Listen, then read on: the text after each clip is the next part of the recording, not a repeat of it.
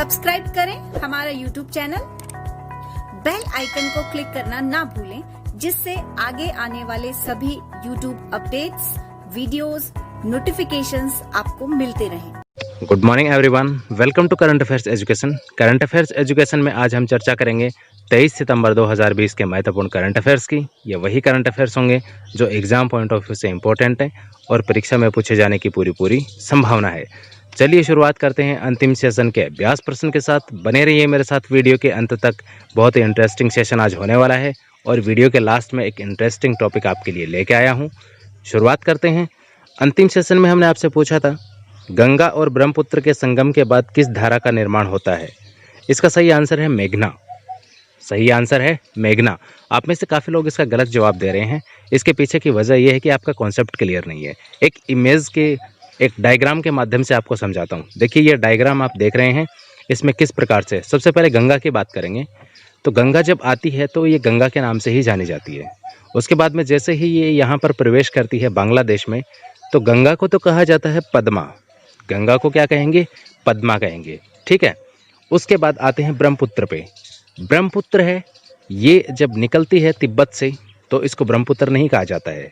ये आप मुझे कमेंट में बताएंगे कि तिब्बत में ब्रह्मपुत्र को किस नाम से जाना जाता है। जब ये अरुणाचल में आती है नामचा बरवा को पार करके, तो नामचा बरवा के पास में ये यू टर्न लेती है और यहाँ से ये अरुणाचल प्रदेश में प्रवेश करती है। आप डायग्राम में देख सकते हैं। अरुणाचल प्रदेश में इसको दिहांग के नाम से जाना जाता है। किस नाम से जानते हैं? दिहांग के नाम से। उसके बाद में जब ये असम में आती है तो इसको ब्रह्मपुत्र कहा जाता है।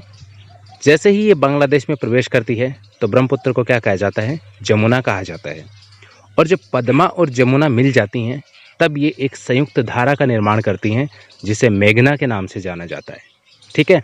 और बीच में ये जो आप देख रहे हैं सुंदरबन डेल्टा, ये किन के मध्य है? देखिए गंगा आती है, गंगा की सबसे बड़ी ट्रिब्यूटरी है यानी वितरिका। तो गंगा की सबसे बड़ी वितरिका है हुगली, यह पश्चिम बंगाल में है। और हुगली और मेघना के बीच का जो क्षेत्र है ये सुंदरबन डेल्टा के नाम से जाना जाता है। तो ये यहाँ पर आपका कॉन्सेप्ट क्लियर होना चाहिए। आगे बढ़ते हैं आज के करंट अफेयर्स की ओर।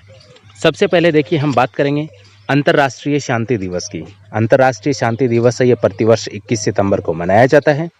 इस बार की इसकी थीम रही है shaping peace together. Shaping peace together, ये आपको याद रखना है। और इतना आपको बता देता हूँ, इसकी घोषणा हुई थी 1981 में।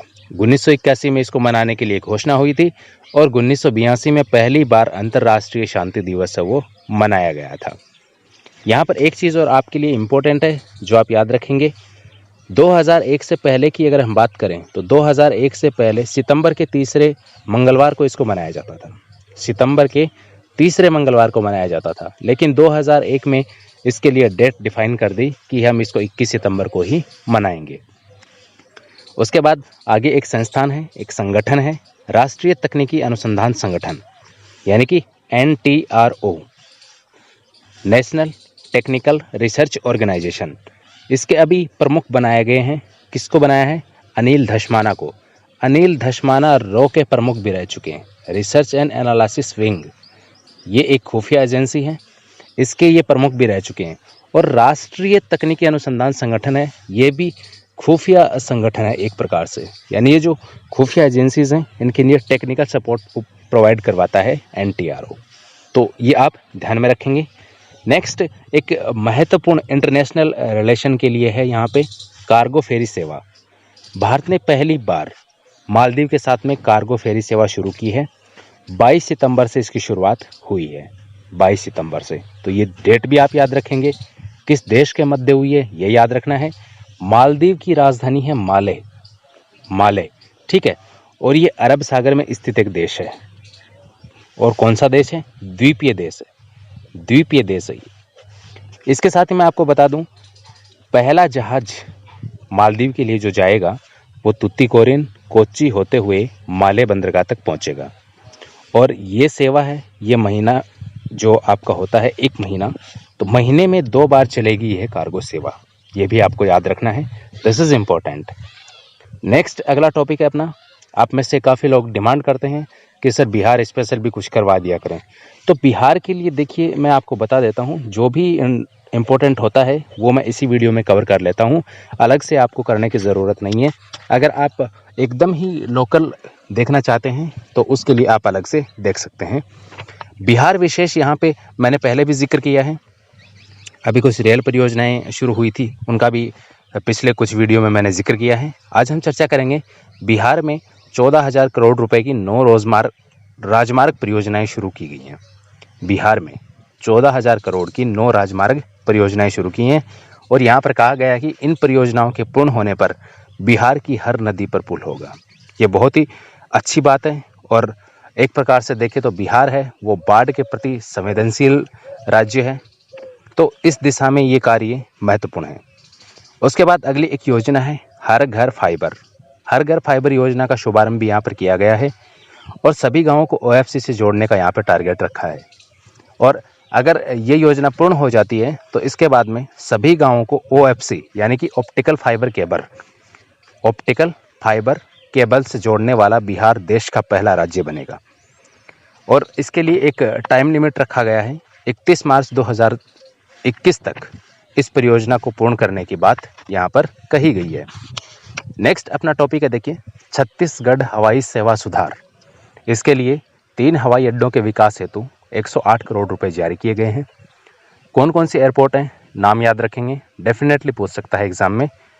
अंबिकापुर एयरपोर्ट है, इसके लिए 27 करोड़ रुपए दिए गए हैं। जगदलपुर एयरपोर्ट के लिए 48 करोड़ रुपए दिए गए हैं। बिलासपुर एयरपोर्ट के लिए 33 करोड़ रुपए दिए गए हैं। उसके बाद आगे बढ़ते हैं।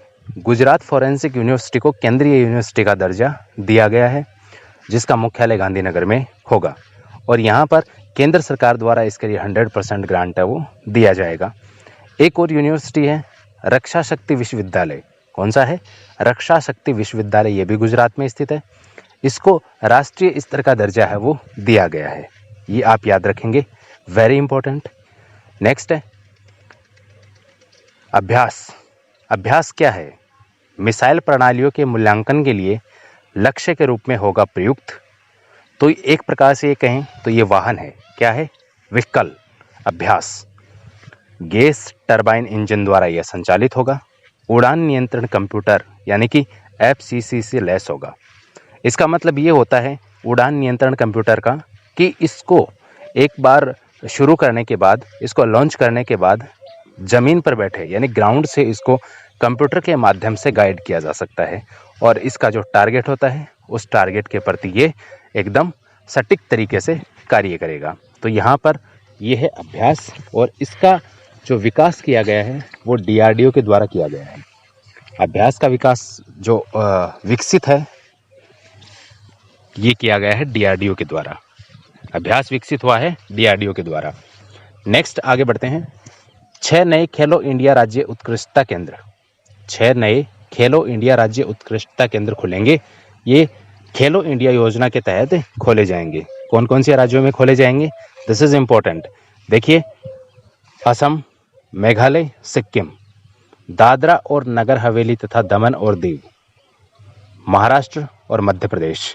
इसमें से 5 राज्य हैं, असम, मेघालय, सिक्किम, महाराष्ट्र और मध्य प्रदेश। ये 5 राज्य हैं।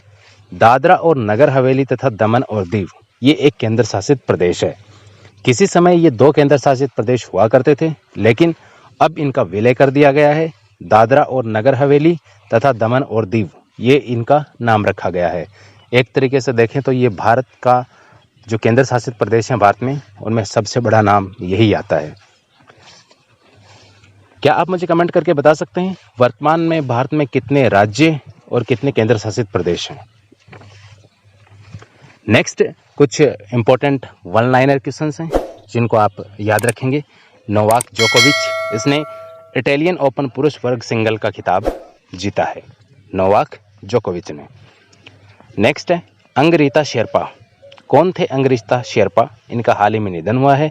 ये पर्वतारोही है, नेपाल से पर्वतारोही। 10 बार माउंट एवरेस्ट फतह किया है 1983 से 1996 के बीच, यानी कि ये एक इनके पास वर्ल्ड रिकॉर्ड है। 10 बार माउंट एवरेस्ट फतह किए हैं इन्होंने, वो भी बिना ऑक्सीजन सिलेंडर के, यानी एक्स्ट्रा ऑक्सीजन सप्लीमेंट इनके पास में नहीं था। ये इनका रिकॉर्ड है कि सबसे अधिक बिना ऑक्सीजन सिलेंडर के माउंट एवरेस्ट फतह करने वाले एकमात्र व्यक्ति हैं अंगरीता शेरपा।